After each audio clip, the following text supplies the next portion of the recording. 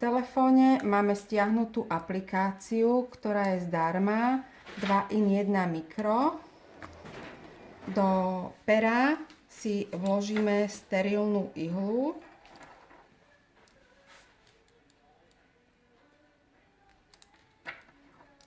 Sila vpichu sa nadstavuje podľa čísla.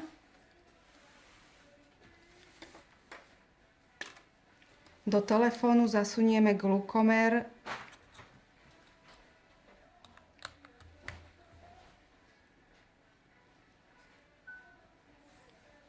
vložíme prúžok.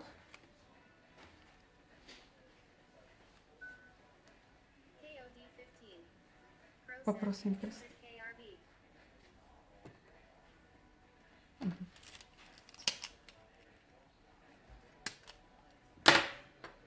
Priložíme prst ku glukomeru.